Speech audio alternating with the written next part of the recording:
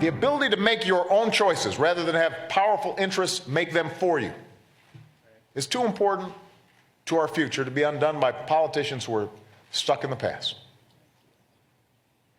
In some states, they're so far in the past, they're even pushing laws to legalize segregation based on sexual orientation.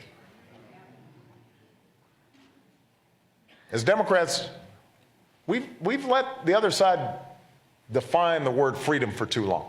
Freedom is the ability to go into a store or a restaurant without the fear that you'd be refused service because of who you are or who you love. Welcome back to The Ed Show. Anti-gay conservatives are trying to hide behind the word freedom. The president knows it. Democrats know it. We saw it last week when Arizona Senate Bill 1062 made national news. Proponents tried to paint it as a religious freedom bill. Let's call it what it really was, a license to discriminate. Senate Bill 1062 would have allowed businesses to use religion as an excuse to legally refuse service to gay and lesbian Americans and people of other faith, or how they looked. Folks, President Obama got it right. This is modern-day segregation. Arizona Governor Jan Brewer may have vetoed the bill, but the fight is far from over. In the past couple of years, discriminatory religious bills, religious freedom bills have been popping up all over the country. Georgia, Idaho, Mississippi, Missouri, Ohio, Oregon, a bunch of them in South Dakota, Colorado, Kansas, Maine, Tennessee, Utah, and Oklahoma have all seen it. And most of those bills have failed. And many last week, just with the public outcry that took place with the bill in Arizona. The recent wave of religious freedom laws is no coincidence. The American Religious Freedom Project, along with the Alliance Defending Freedom, have been rallying forces behind these bills. These are the proponents. The push has been coming from James Dobson. Dobson is best known as the founder of Focus on the Family. Dobson is also the co-founder of Alliance Defending Freedom, which consulted on anti-gay legislation in both Arizona and Ohio. James Dobson has been fighting against civil rights under the banner of religious freedom for some time. Listen to what Dobson said about marriage equality almost 10 years ago. How about group marriage or marriage between daddies and little girls? How about marriage between a man and his donkey? Anything allegedly linked to civil rights will be doable, and the legal underpinnings for marriage will have been destroyed. Now, that's more or less a prophecy, not a divine prophecy, but a prediction. Joining me tonight on our rapid response panel, Zerlina Maxwell of the Grio.com and Dylan Scott, reporter for Talking Points Memo. Dylan, we'll start with you first tonight. You wrote up a good piece on this on Talking Points Memo. How closely are these religious freedom groups working with state legislators to, lack of a better term, quarterback these whole things through?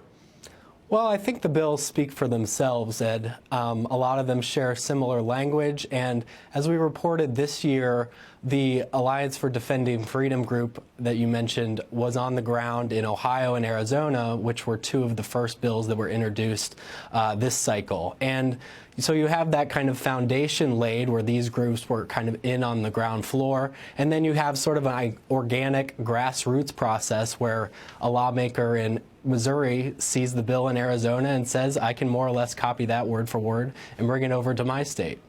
Zerlina, doesn't Citizens United just open up the floodgates for this type of legislation? Absolutely, and I think that if we did an overlay of all of the maps, right, so Alex-sponsored legislation on stand your ground or gun rights, and also the infringements on women's rights, many of these things are going to line up because you'll see in many of these states, model legislation is being given to legislators, and they introduce it and propose these bills without making any changes or even reading the legislation. And so the bottom line here is that this group is promoting religious freedom for a very, very small portion of Christians based on the premise that if you're Christian, then you must be opposed to gay marriage. And that's not actually true. A lot has changed since 2005 and that quote that you just played. Well, I wonder if we're going to see a turning point here that now business is going to be the driver of freedom.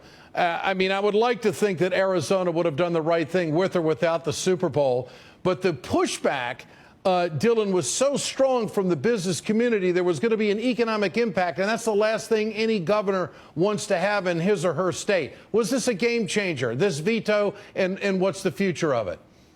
I think so. I think you saw the way that the business community rallied against the bill in Arizona.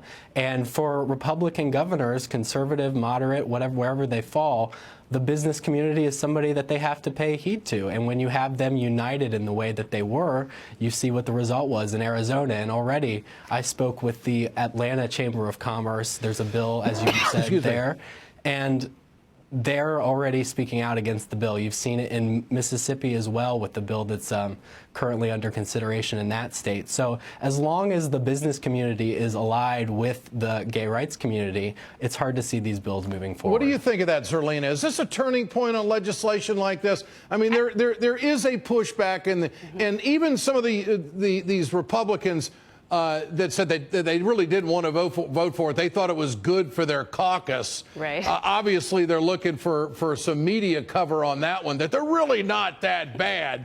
I mean, they did it the wrong way if they want to get it done. Let's put it that way. But does this change the game on how these are going to be presented and debated in the future? Oh, I definitely think so. I think this is all about the money. And I think that the fact that Delta Airlines came out and put a statement opposing the laws in a number of different states, including Georgia, because, as you know, their base is in Atlanta. And so I think that, you know, just like the civil rights movement, the justification and the basis for the end of segregation was interstate commerce. It wasn't out of the good faith of the hearts and minds of Americans. It was because of the money and the business interest back in the 60s. And so I think that we're seeing that again here. And I think that, you know, anyone who wants to put forth bills that infringes rights on some Americans in the name of the rights of a very small minority of Christians, because again, just being Christian does not mean you're opposed to marriage equality. And so I think that they're on the wrong side of this issue. And like Dylan said, as long as the business